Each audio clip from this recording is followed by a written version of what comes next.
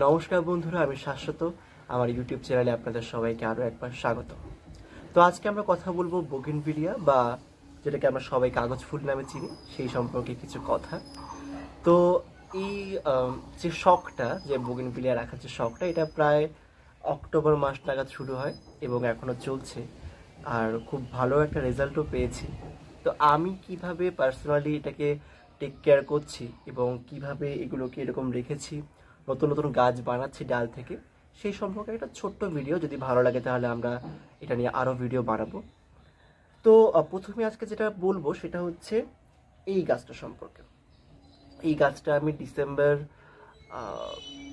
19 তারিখ নাগাদ আমি ডিসেম্বরের এই গাছের কাটিংটা নিয়ে আসি।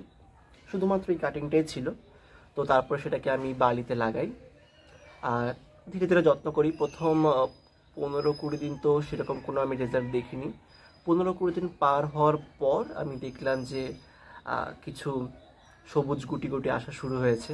আসলে শীতকাল ছিল তখন, দারুণ শীত।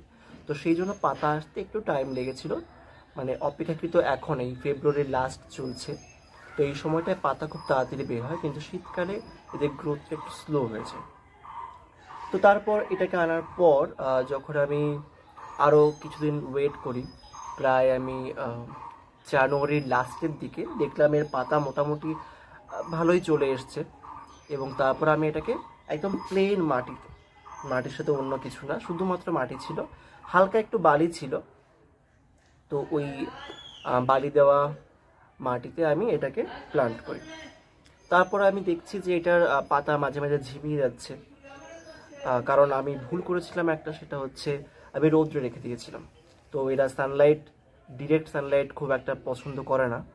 তো আমি মোটামুটি 3-4 দিন শেডে রাখার পর এটাকে আমি রৌদ্রে রেখেছিলাম এবং তারপর দেখলাম যে পাতাটা ঝিমিয়ে যাচ্ছে। তো আমি একটু ভয় পেয়ে যাই। তো আমি আবার ওটাকে শেডে রেখে দিই এবং তারপর আস্তে আস্তে ও রিকভার করে এবং 1-2 দিনের ভিতরে আবার সতেজ হয়ে ওঠে। তারপর আমি কি করতাম যে কিছুটা দিন আমি ওকে শেডে রাখতাম কিছুটা সময়, আবার কিছুটা সময় আমি ওকে হালকা সকালে যে রোদটা আসতো সেই রোদটা লাগাতাম এবং ধীরে ধীরে ধীরে ধীরে প্রায় 15-20 দিনের একটা টাইম নিয়ে ওকে আমি ফুল সানলাইটে শিফট করে দিই। তারপর ও আশ্চর্যজনকভাবে একটা দারুণ শেপ নিয়েছে, মানে আমি এক্সপেক্ট করিনি। যেগুলো আমি নার্সারিতে যখন যাই তখন এই শেপের টবে যদি লাগানো থাকে প্রায় 350-400 এরকম প্রাইস বলে, মানে ভ্যারি করে, বিভিন্ন জায়গায় সেগুলো ভ্যারি করে। আমি যেখানে গিয়েছি আমি দেখেছি এইরকম একটা গাছের ডাল লাগানো 350-400 টাকা বলছে। কোন আইডিয়া আছে এই গাছটা আমি বলতে পারবো না, কিন্তু আমার ভীষণ পছন্দের। তো আজকে এই গাছের উপর একটা কাজ করতে যাচ্ছি, তো সেটা একটা ভিডিও বানাবো ভাবলাম। সেটা হচ্ছে পিঞ্চ করা। তো ভিডিওটা একটু বড় হতে পারে কারণ আমি একটু ডিটেলসে বলছি, এগুলো যেগুলো দরকার নেই সেগুলোও বলছি, কারণ আমি চাইছি যে পুরোটাই আপনাদের সাথে একটা আলোচনা করতে গল্পের মাধ্যমে। তো দেখতে থাকুন। তো আমি এর পরের ভিডিওতে এটাও দেখাবো যে এই গাছটা যেটা আমি অক্টোবরে আমি কাটিংটা লাগিয়েছিলাম এবং এতে প্রচণ্ড পরিমাণে সুন্দর ফুল এসছে। এটাকেও পিঞ্চ করা হয়ে গেছে। তো এটা কি করে বানালাম, আমি বাড়িতে বসালাম কি করে, কি কি ইউজ করলাম, তারপর এখন কি করে টেক কেয়ার করছি, এত ফুল এসছে, তো সেইগুলো নিয়ে আমি এরপরে একটা ডিটেল ভিডিও বানাবো। তো যদি সম্ভব হয় সাবস্ক্রাইব করে রাখুন, তাহলে আমিও উৎসাহ পাবো আর আপনাদের অনেক ইনফরমেশন দিতে পারবো। তো চলুন আজকে এটাকে পিঞ্চ করার একটা প্রসেস আপনাদের দেখাই। তো বেসিক্যালি আমরা কি করব, এই যে একটা একটা বের হচ্ছে ডাল, তো একদম সামনে যে একদম ফ্রন্টে যে পাতাটা আমরা দেখতে পাবো, দুটো পাতা নিয়ে আমরা জাস্ট মাথাটাকে মুড়ে দিলাম।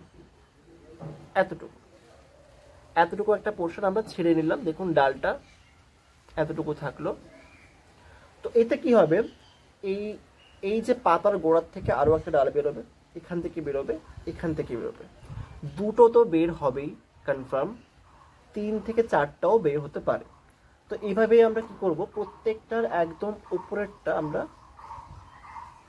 এরকম করে পিঞ্চ করে দেব।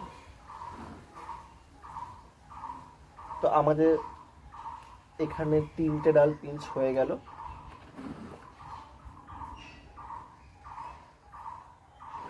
চার, 5,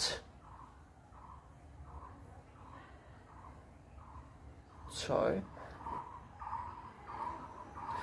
মোটামুটি পিঞ্চ ডান, কিছু বাকি থাকলে আমি এরপরে আবার করে নেব। তো এবার কি হবে, যে কটা জায়গায় আমরা পিঞ্চ করেছি তো সেই জায়গাগুলোর থেকে নতুন নতুন ডাল বের হবে, এবং যখনই নতুন ব্রাঞ্চ বের হবে সেই ব্রাঞ্চে কিন্তু প্রথম থেকে একটা ফুল আসার টেন্ডেন্সি থাকবে।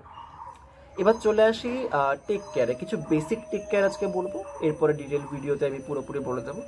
তো এটাকে একটু রোদে রাখতে হবে ফার্স্ট কথা। 2 নম্বর হচ্ছে খাবার, অনেকে বলে যে খাবার দিতে হয় না, জল একদমই দিতে হয় না। না, ঠিক সেটা নয়, জল খাবার দুটোই লাগে, কিন্তু পরিমিত পরিমাণ। কতটা কি দিতে হয় যেটা আমি ইউজ করি আমি পরে গিয়ে বলবো। আর কীট পতঙ্গের আক্রমণ যেমন অন্য গাছে হয়, এতে হয় না এটা বলা ঠিক না, কম হয় কিন্তু অবশ্যই হয়। তো কি করতে হবে, মাঝে মাঝে কীটনাশক ব্যবহার করতে হবে। অনেক ধরনের কীটনাশক আছে, কি কি আমি ইউজ করি সেগুলো নিয়ে একটা ভিডিও পরে বানানো হবে। তো চলুন আজকে এরপরে আমি কিছু বাগান বিলাসের ভিডিও দেখাচ্ছি যেগুলো আমার কাছে রয়েছে। আবার দেখা হচ্ছে খুব তাড়াতাড়ি। নমস্কার।